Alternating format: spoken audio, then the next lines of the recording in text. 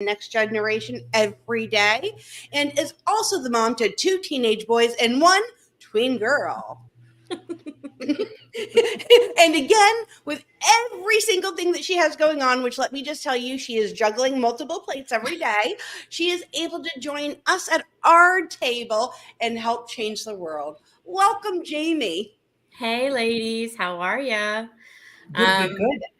I'm Haven't hanging seen you in here. forever. Oh, I know. I feel like it's been a minute. Yeah, it's I'm here. I'm here like always. So right alongside the both of you. And we wouldn't have it any My other way. favorite place to All be. together, we are queens of the overshare, especially when they're trying to take our rights away. Fuck you, Florida DMV. Welcome to all of you joining us live or in replay. This is an opinion show. All of the opinions are our own, except for the fact that the DMV sucks ass.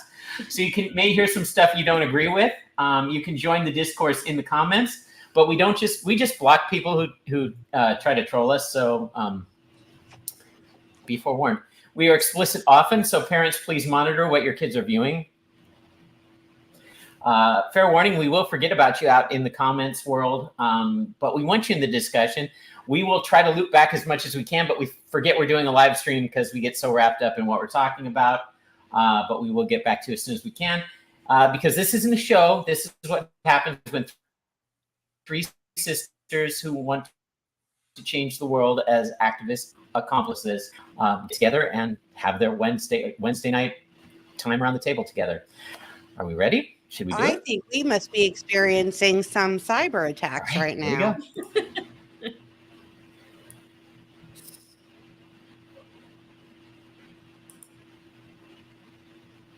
Something is locking up on us. Oh.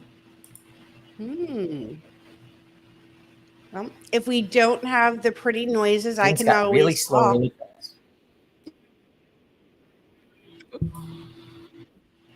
Well, that was very quick.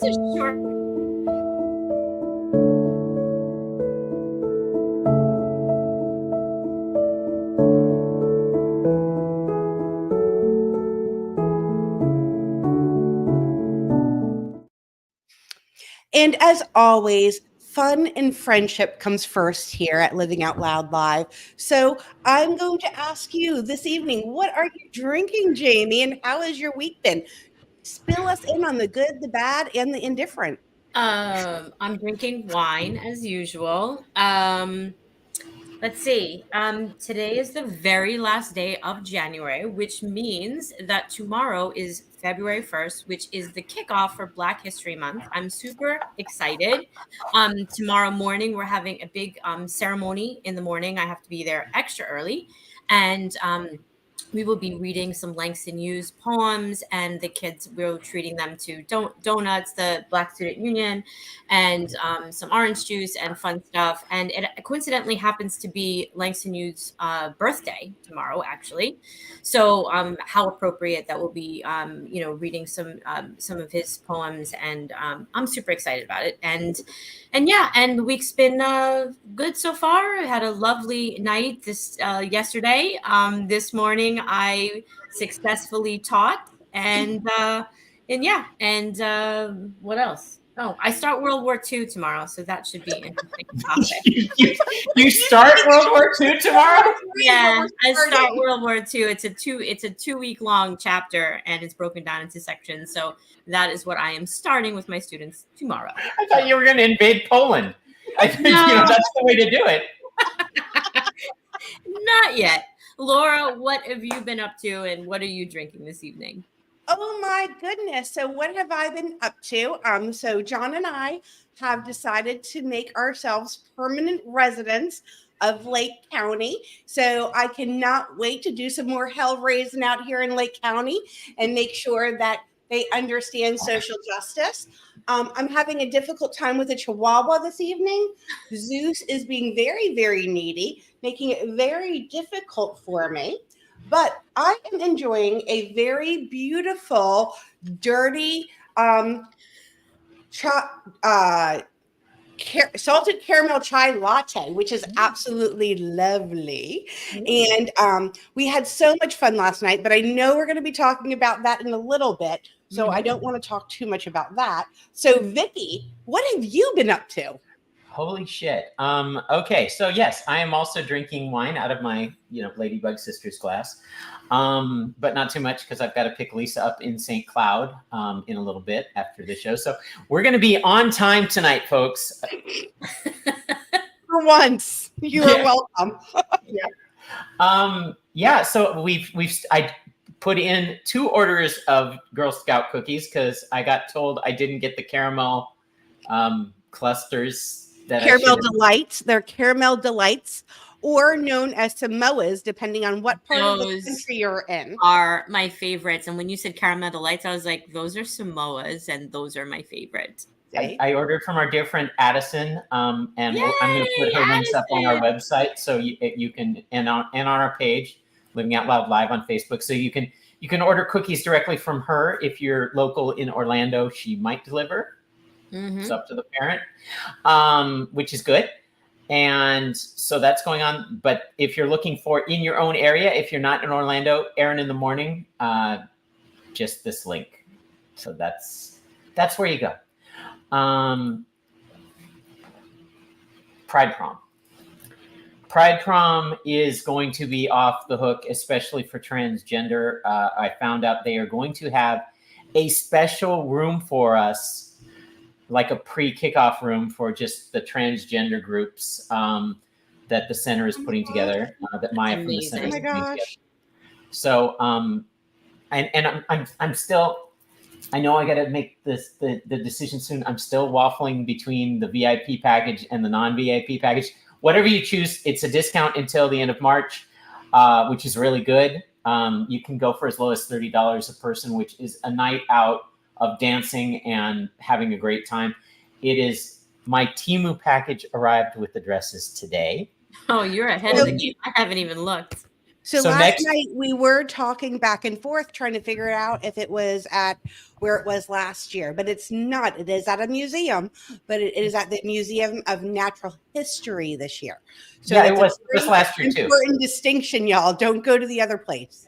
No, it was at the Natural History Museum last year. There were dinosaurs. So it'll be it's but they're going to have a second room for us. So the VIP, you get drink tickets, you get a private room to be in just for VIPs, and you get pictures. And it's the pictures that I think I'm most excited about with this stuff. So that's coming up. Definitely go to come out with Pride Orlando for that. But if you want tickets, it's Eventi, Pride Prom 2024. And again, the discount tickets until March. Coming up, March 6th, holy shit, next week, right? Pride Night at the Central Florida Fair. Lots of people going to this. They're going to have over 40 vendors. It's going to have a VIP area there with a private bar if you want access to that. There are going to be 2 drag shows at 8 and 10. And the first 150 guests are getting a special swag bag. We're going to be there. We'll be live. Come say hi. If you're there, definitely, because we'll be drinking. So it'll be a good time to catch us. And I think that's it for everything. It's just been crazy at work. It's been crazy here in Florida, but we'll get to all of that. But why don't we get to our main event attraction? Okay, you can do it anytime. Everything's locked up tonight. I think I can.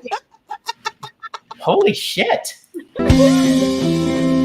It's like taking 10 minutes to.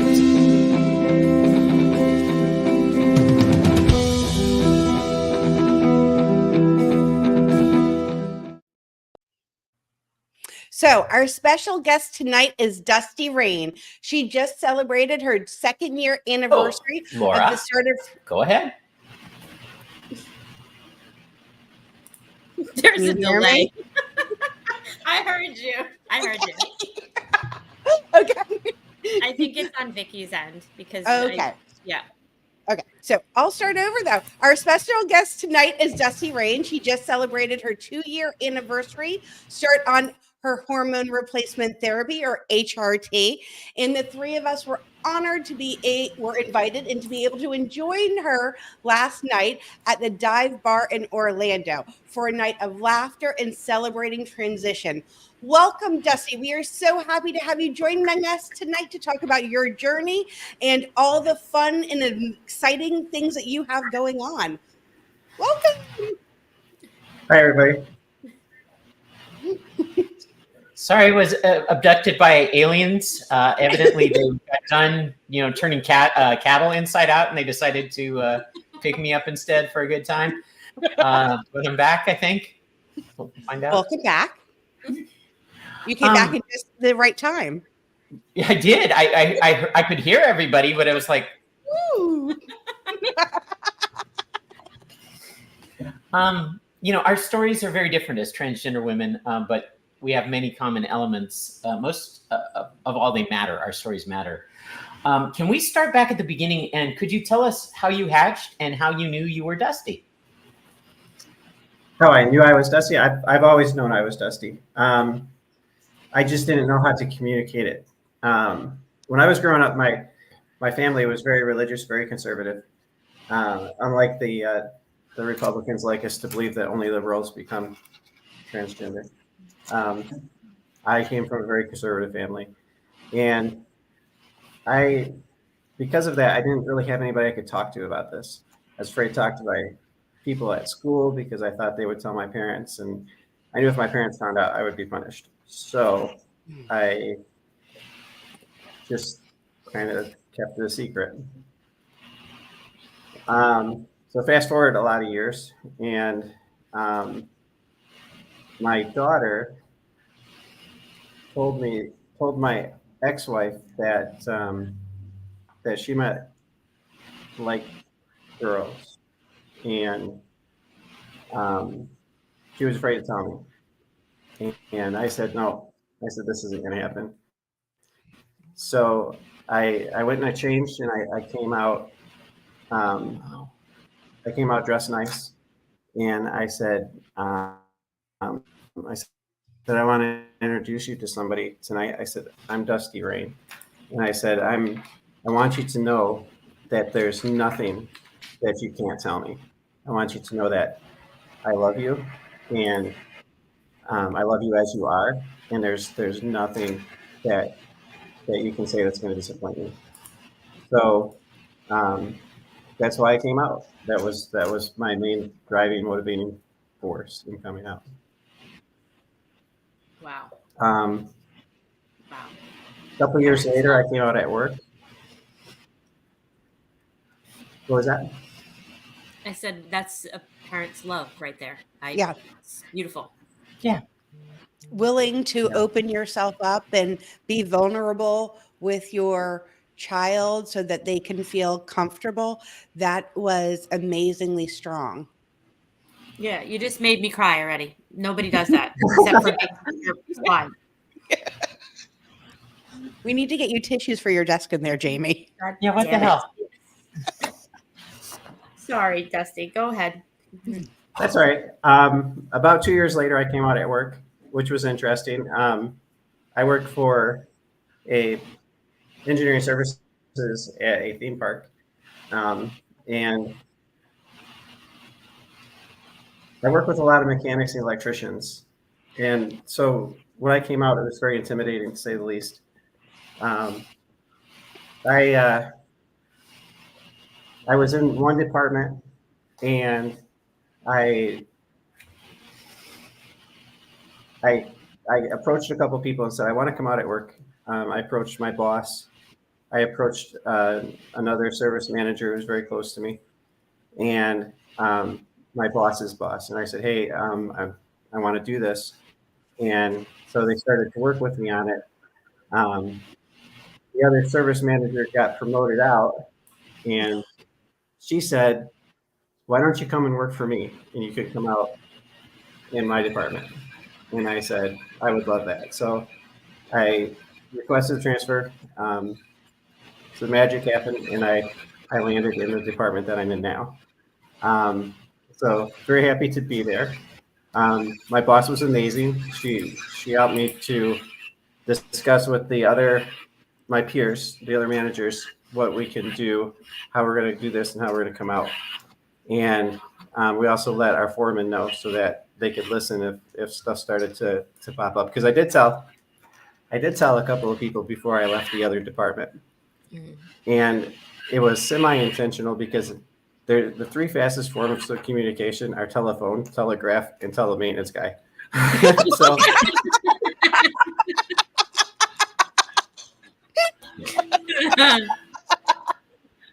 So I thought, you know, if I tell somebody now, they're going to spread the word, and I don't have to tell everybody. So that's what I did. I went to the other department, and when the foreman came and said, "Hey, we're starting to hear rumors about you, and some of them are pretty ugly. You should probably do something." And so I went down to our nightly turnover. So we're probably about 20 guys there. And I said, "Hey guys," I said, "let me see if I can do this with my manager mode here." I said, "So guys, I heard that there's some rumors going on around me, and I would just like to say to you so that you all know, you don't have to defend me because most of the rumors are true. I am transgender." And for a couple of seconds, you could have heard a pin drop in the room. But it opened up a conversation that night.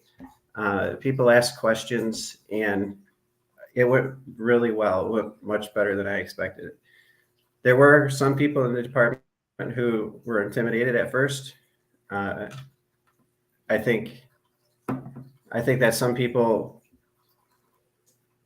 of the people who said that I don't understand this and I don't want to have anything to do with this anymore are now kind of, if not supporters, they're very much open to what I have to say, and they're open to me as a person. So that's been marvelous. And I think that's, in a nutshell, very short, what my story is. There's a lot more to it, of course. I spent a lot of years trying to fight who I was. It was like 40 something years, but we won't get into that part. Well, I do understand that most children know very, very early on. In my conversations with older transgender women, almost every single one of them has told me that they knew at a very, very young age. Same. Yes, I did. I didn't know because You I didn't didn't have know. the words. You might not have had the No, words. I totally get that, because that was exactly like me. I knew kind of what I was, who I was, but didn't understand what that meant, what the ramifications were, how to express that, and that's very common. It's something that, and I talk all the time about how, they tried to man me up, right? So I felt like I was a little girl. I felt like I was a little girl, but in church and in Sunday school, my parents would always say that was a bad thing, that people don't do that. And then as I got older, I started to understand that what I was an abomination. Yeah. So I really struggled with who I was for a long time. I went through periods where I would buy all these nice clothes and shoes and things. And then I would decide, I'm not going to do this anymore. I'm done with it. This is wrong. I've been taught this is wrong since I was a baby, and I just need to stop. Over and over and over again. I can't tell you how many times. Threw away all of my things. Grew a beard. I grew a beard at one point. Yes, I've had the beard and the goatee. Those are fun. I hated it. It itched like crazy. And it didn't help. It didn't make me feel any more.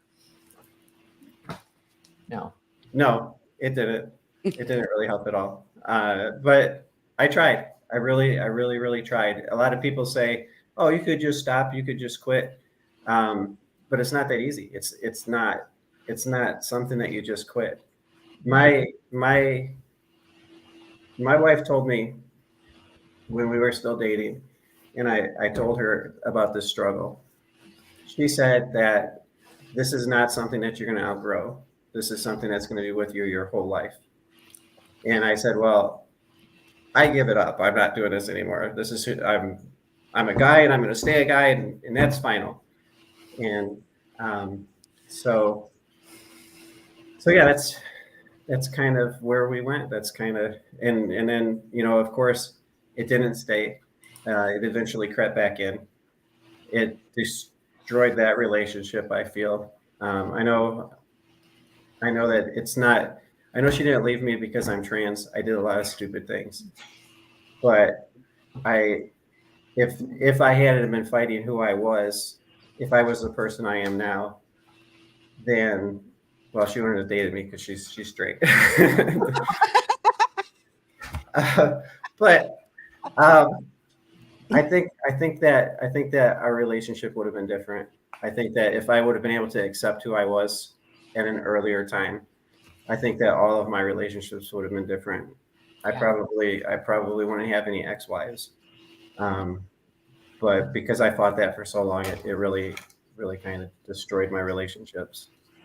I can understand that too. I mean, coming from as a trans person, but as a parent of a trans kid who has always said who she was, even like at 3 before she even knew what the word transgender was, and just that constant like battle, not so much with herself because she knew who she was, and she's just always been like, yeah, no, like F you, even at 3, like I am going to be who I am. And if you don't let me, I'm going to put a tantrum on that nobody's going to want to see.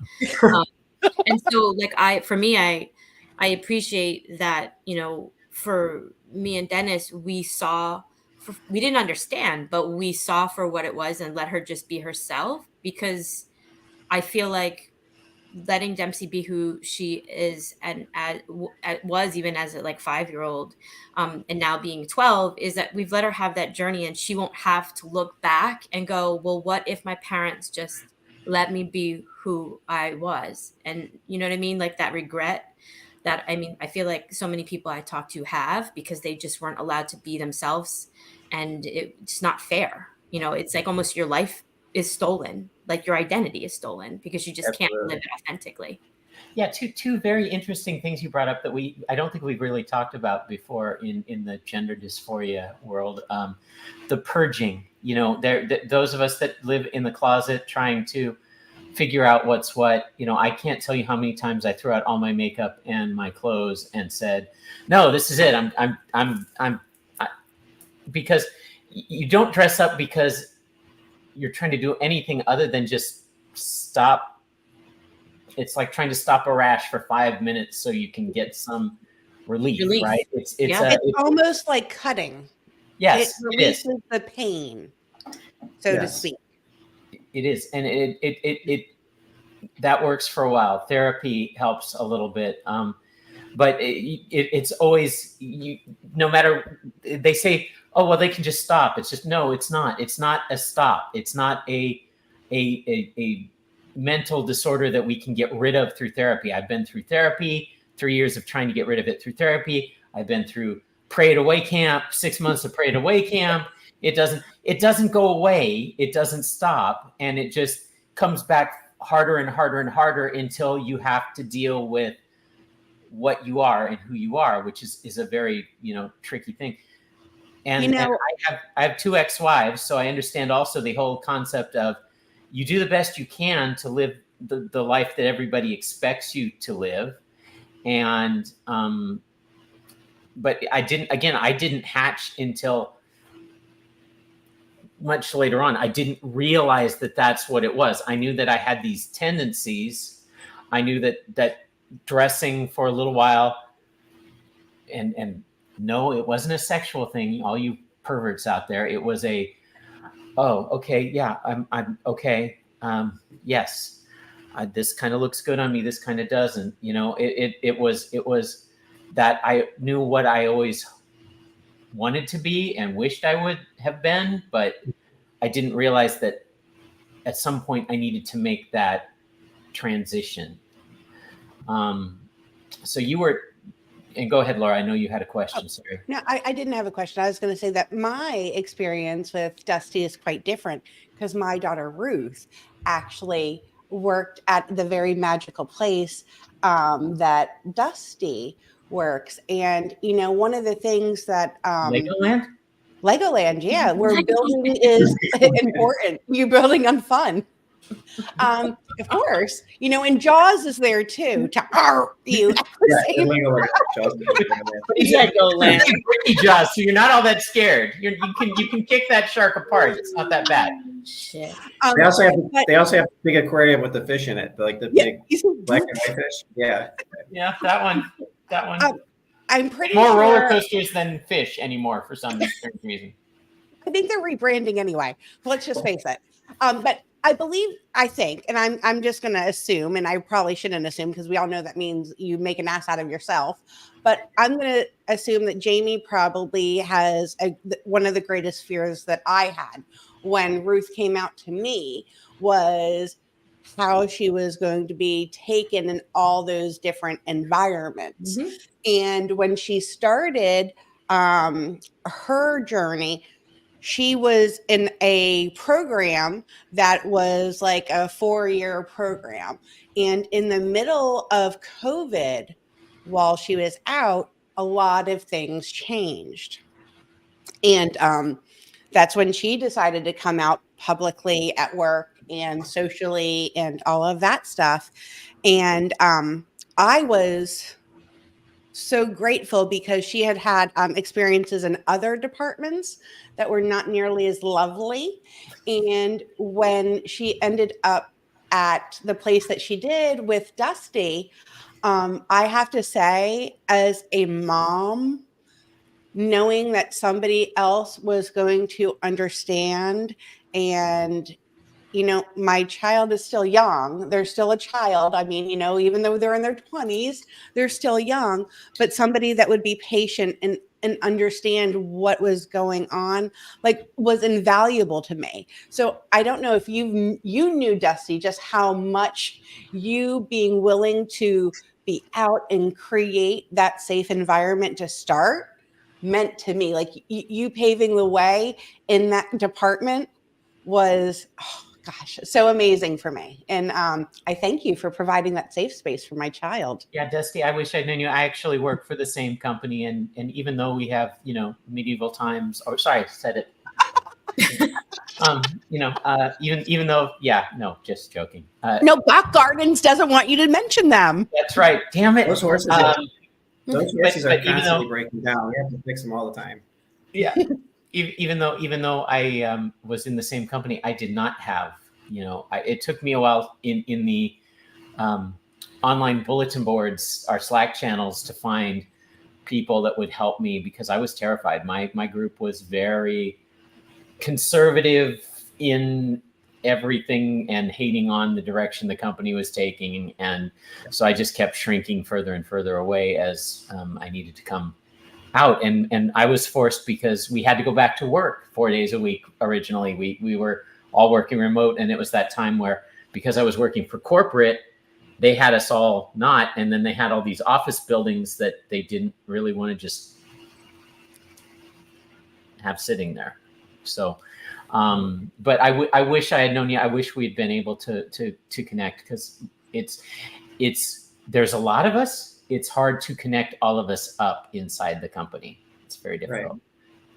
Right. And there's strength in numbers. There is strength in numbers. Yes. Your assumption was right, and I think I said it on the documentary.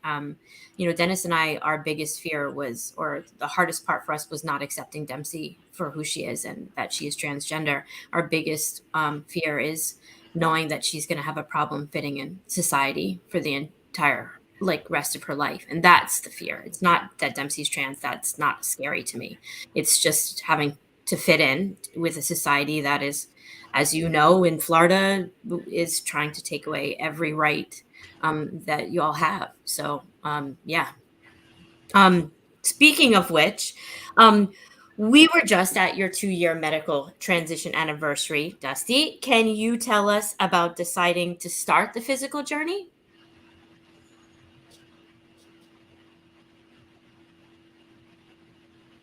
I think we must have another delay, so I'm going to speak for a bit.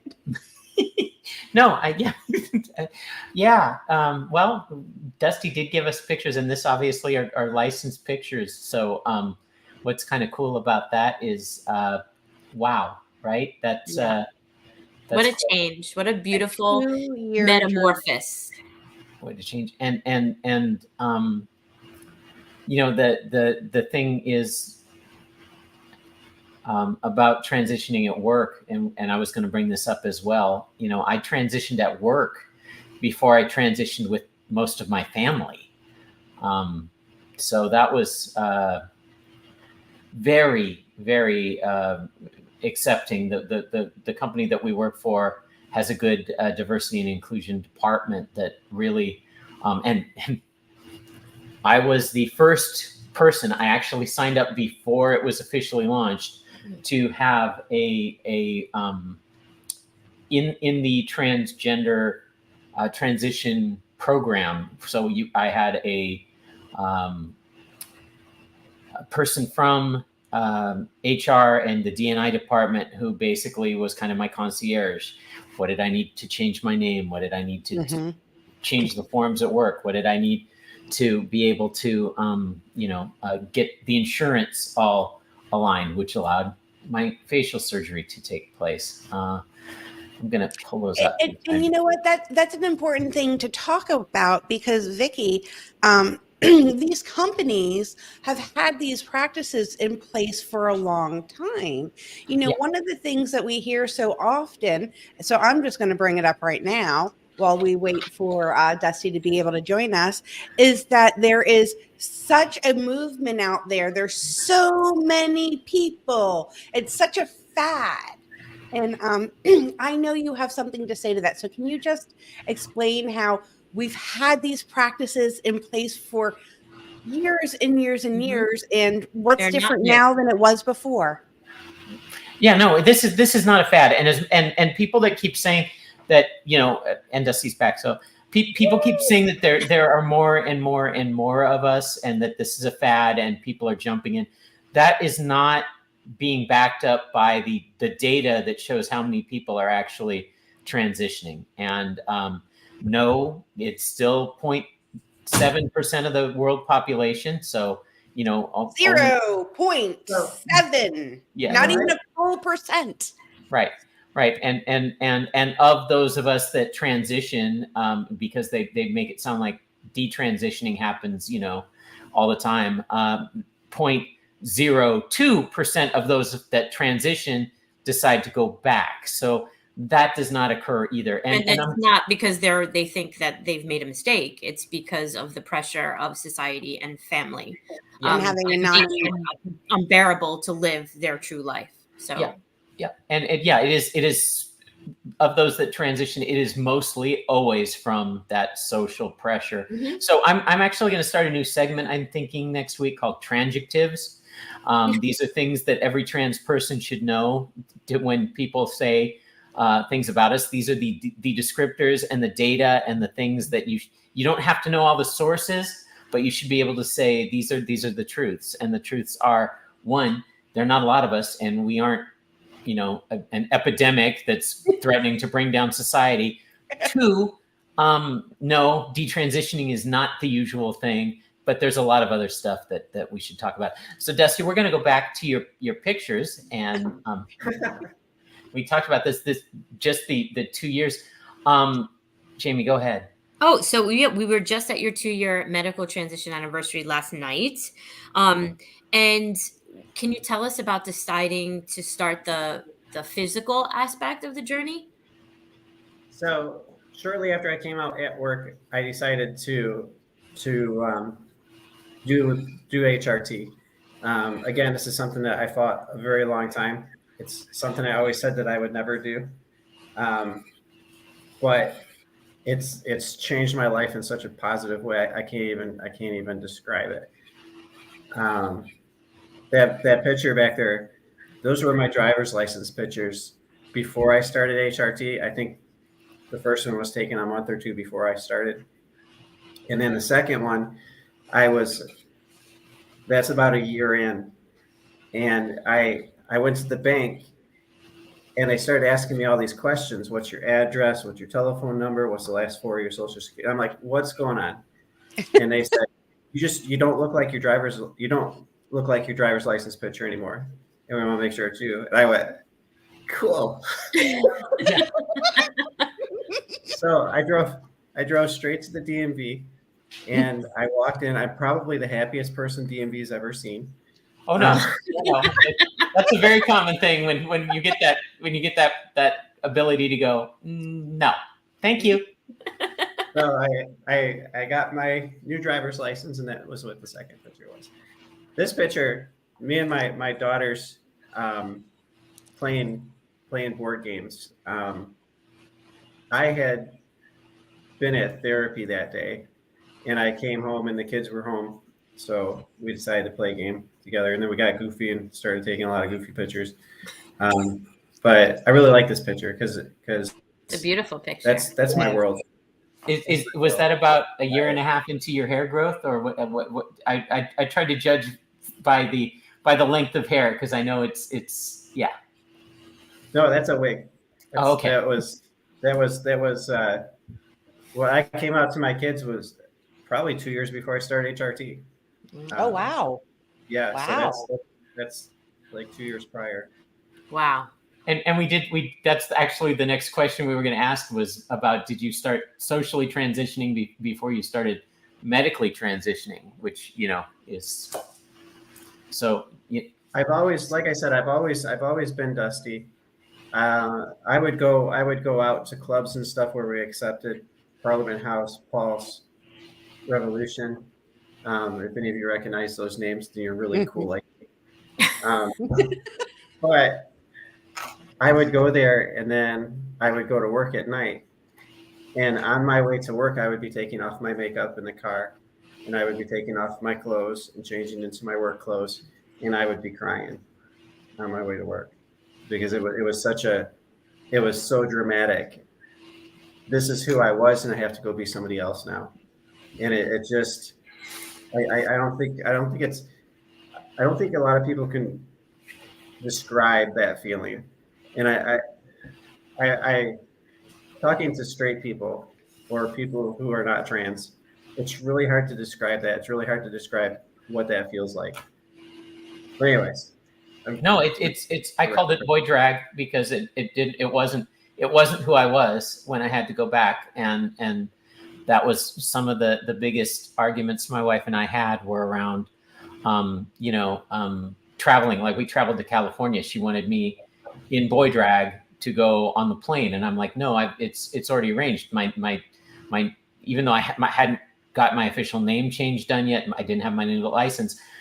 The ticket matched my ID, and they knew what questions to ask, and it looked enough like me because I hadn't had surgery, or it was a little different, but not totally different. So it is, and it's like wearing burlap, is what I like to describe. It itchy, and it doesn't feel right, and you feel more, or at least I did. I'm not going to speak. I felt more out of place and obvious trying to be dressing like a guy than I didn't pass as a girl wearing what I really wanted to wear because that was me. So yeah, it's very strange, but yeah. When you straight people, you want to know what it's like, try wearing really scratchy burlap. It's much like that. It just doesn't.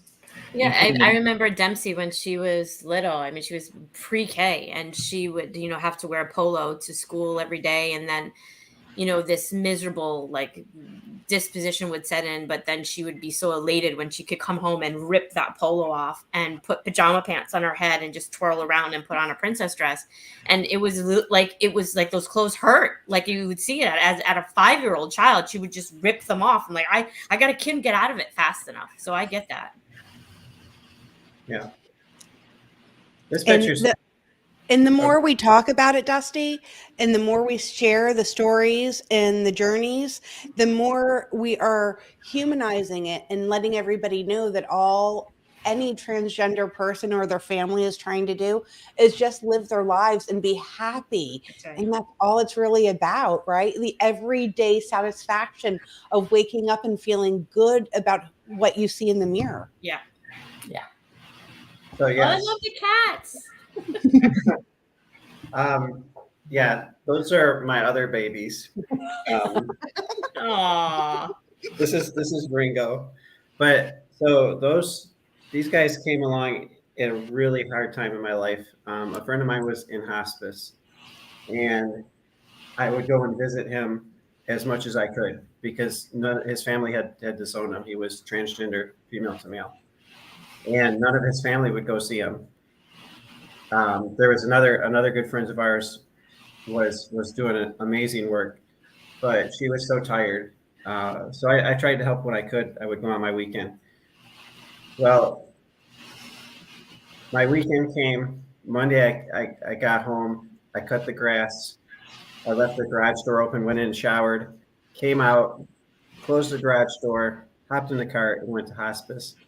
And when I came home, I heard kittens in the garage.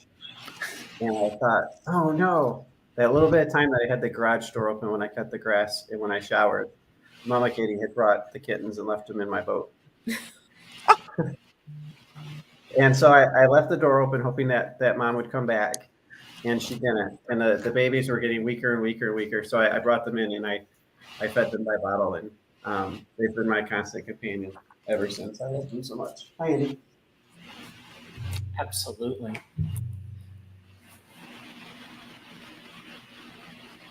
That's just a friend of mine had a Christmas party at his HOA. He was the HOA. He works with the HOA, and asked me if I wanted to go with him.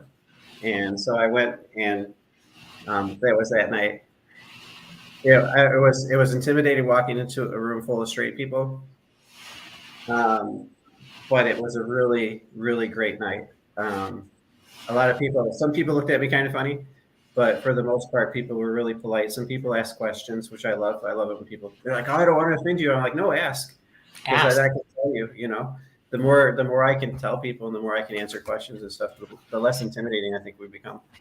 Oh yeah, and as trans women, we always have the right to say. I'd really rather not talk about that, but I will talk about anything and everything. I'm a queen of the overshare for a reason, and that is because the more people know and understand, the less scary we really are. Yeah, it takes the fear out of it. Because when we're living in the closet, we're phantoms, we're ghosts, and ghosts are scary things to people. When we come out and we start to talk to people, we start interacting with people on a normal level, and we start to go to their parties, and we start to go to the grocery store or whatever. And the more they see us in public, and the more they see us around, the more they realize that we're not these monsters. And that I think is going to change more than we can ever change with the picket sign. But picketing is important too. Don't get me wrong. I'm not saying it's not. Of course not. And I know you've done your social transitioning and medically transitioning. And when you were coming out, did this help spark anything to make you want to do anything better for other people? And has it changed your journey at all and what you see for your future? Yes, it's so when I came out at work, one of the driving forces was I knew there were other people at work who were like me, and I wanted them to be comfortable to be themselves. I wanted them to feel the same freedom that I felt. This is I've been starting to get involved with politics recently. I walked in Martin Luther King parade with Representative Escamani. She's fantastic. She's always fighting for us and looking out for us, and just an amazing person. When we were in the parades, everybody else had cars, and I'm like, "Do you want me to go get my Mustang? You can ride my Mustang. It's a convertible." And she was like, "Nope, I want to walk." And that way I can be close to people. I can shake their hands. I can talk to them. I can hand out candy to the kids. And it made me think, wow, that's really great, you know? And then another thing is one of her staff told me that she always walks in heels. And sure enough, she walked the whole parade in heels. And it's because she feels like she looks more professional that way. And so that we did Orlando parade, and then I went with her to Eatonville, and we walked in Eatonville, but I put my heels on too. So that should. Can you tell us what motivates you to be on the front lines? Yes, like I said before, the more visible we are, not in your face visible, but the more visible we are doing normal things that everybody else does, the more that people are going to be used to seeing us, and the less intimidating we become. We become more. We just become more part of the crowd at that point. But just living your life. Yeah. Yes. Well, and I've got to say, when it comes to showing up at school board meetings or at the state capitol, I want to be a little intimidating. I'm sorry, I want to be there in force and saying, no, you're not going to ignore us and treat us like we're not people. So I want to at least be intimidating enough that they realize that we're not just going to quietly fade away. I think that there is a time and a place for that, but I think sometimes we overdo it. We're so intimidating, we're so overbearing that by the time we leave, the person we're talking to is like, I don't know if I want to. Like I've seen people just come down hard on these people's making the laws and stuff like that. The problem is that the people who are around them watching, if they were on the fence, we just pushed them over the fence. We just pushed them off the fence, and now they're going to the other side. Yeah, that's a valid point. Yep. So I think that it's important that we remember to be respectful. We can still be firm and be respectful at the same time. But the Board of Medicine meetings, I probably shouldn't get into that. So being trans, I've already have like the whole conservative everybody out to get me. I don't need to tick off my own people. It's just we get up there and the doctors are trying to incorporate this law. There were doctors on the left side who were assholes, and then there were doctors on the right side who actually seemed like they were trying to make constructive work out of it. And they kept saying, we want your input, we want the input from you all, but can you stay on topic? And then person after person, we get up, and it's very emotional. We've been hurt for a long time, and it's hard not to get up there and stand up there and say, you're a Nazi asshole. But in that setting, we need to back up a little bit, and we need to control how we're feeling. It's not easy for me to talk to people. I'm scared of people, and I'm intimidated, and I've been hurt really bad. So talking to people is not easy for me to begin with. To be nice to people and talk to them at the same time is even harder. Yeah. But it's something that I force myself to do because I think that it's so important that we don't push the people who are on the fence over the fence. By the time that meeting was over, none of those doctors were talking nice to us. Not a single one of them. And that was really hard for me. But that is a very, very important point because sometimes because it is hard. I mean, we understand how charging it is when you're sitting here and you're hearing, people that are supposed to be medical professionals saying that you or your child has a lower IQ and just saying ridiculously hurtful things. But it's an old saying, I'm rubber, you're glue. What you say bounces off of me and back at you. If you just let them be the ugly and you're still standing there firm in your convictions, but doing it in a way where you're showing the love and light of it. Listen, I'm here, but I'm here. Please treat me with respect because I'm treating you with respect. When you give respect, you get respect. And I know that's so hard because I can promise you, I don't want to be respectful in those situations either. It's very, very, very frustrating. But like you said, it's so much easier when somebody says something, for you to be able to start having that conversation openly and maybe actually get them to see something in a different perspective. I think that's a huge opportunity that so many people have. I think a lot of people miss the opportunity though, because I think they do speak very quickly because it's hurtful and it's angry, and so they want to strike back. Right. Me, for personal experience, I always have to watch what I say. Hence the Yep. say no evil. I always have to watch what I say. For many reasons, but one of which is, I always want to come from a place of love and understanding, and understand that everybody doesn't understand. But if you have a conversation and it's educational and you try to listen to their point and, explain yours, sometimes you change hearts and minds that way, more than you would if you yell at them or call them an asshole, because they tune you out, You've never seen me get bent out of shape when we've been out with people, and I've had some encounters and I talk about them. There's one I never talked about, which was literally at a bathroom. I won't say where. Somebody who was of the more pink neck persuasion saw me walking into a women's restroom. His girlfriend was in there and threw me up against the wall and had elbow in neck, holding me up against the wall.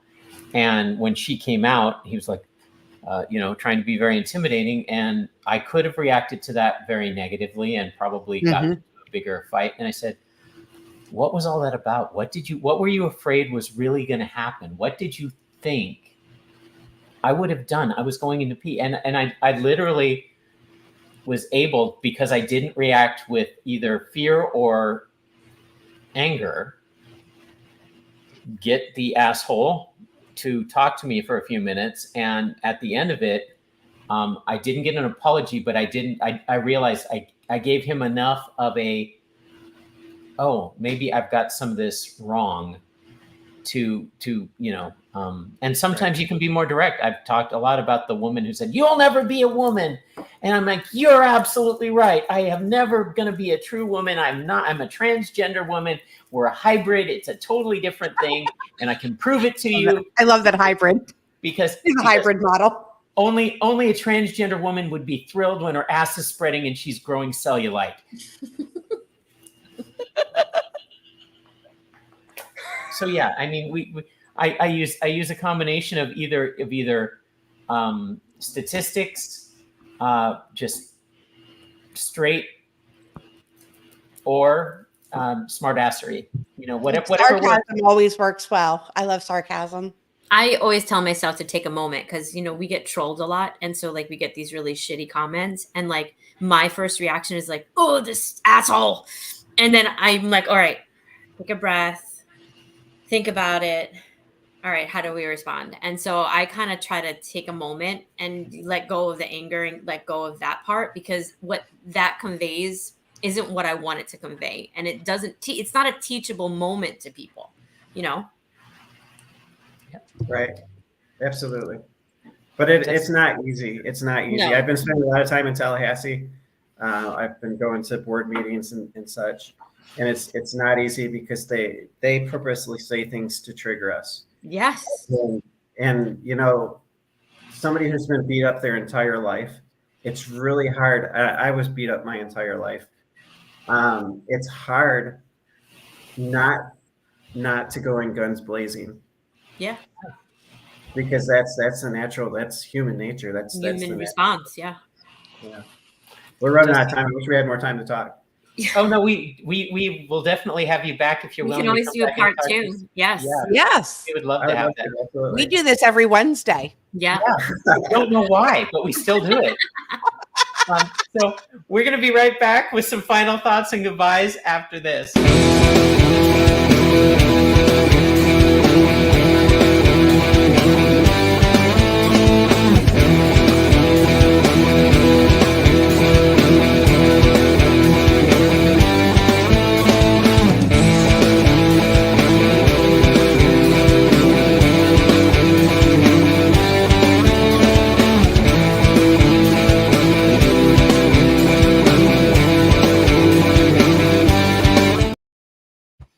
So So again, Dustie, thank you so much. We had such a good time at your celebration. Thank you for inviting us to that.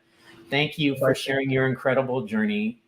We have so much more to talk through because, again, we are just like people. We are snowflakes, and each one of us goes through our own different thing to get to where we are. But at some point, we all decide this is what we have to be. And I would really love to dig more into that with you and find out more about your experiences post a lot of the transition stuff, because we've talked a lot about the transition stuff. And I'd love to have you back if you're willing to come back and talk with us some more. I am absolutely willing to come back and talk anytime.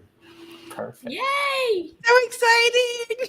Any We had final- a repeat guest. Yes. Yes.